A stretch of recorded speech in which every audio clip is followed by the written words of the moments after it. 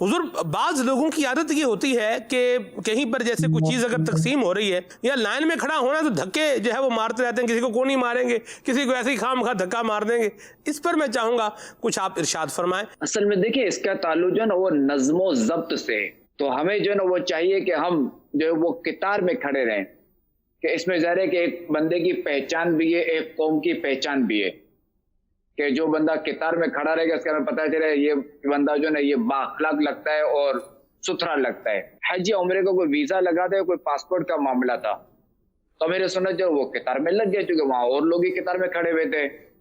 जी। और वहां जो ना किसी ने देख लिया, मेरे सुन्नत को पहचान गया, अच्छा भाई ये भी खड़े हुए कितार में, तो वो शख्स आया, उसने कहा कि आप जो है ना वो आगे आ जाएं, क्योंकि ये धूप भी है यहाँ अभी और ये 2 घंटों लगेंगे, तो मेरे ताल्लुकात है, मैं आपको जरूर काउंटर पे ले आता हूँ और आपका काम जल्दी हो जाएगा। तो आप दामद बरकातुहुल आलिया ने फरमाया कि नहीं, कि मैं जो है वो कितारी में लगूंगा और इसी तरह मैं वसूल करूंगा, क्योंकि मैं अगर ताल्लुकात के बिना पर इस तरह अगर जाऊंगा तो जो मुझसे आगे खड़े हुए इनकी जो वो हक तलफी होगी, तो यूं पर मेरे सुन्नत जो है वो कितार ही में रहे।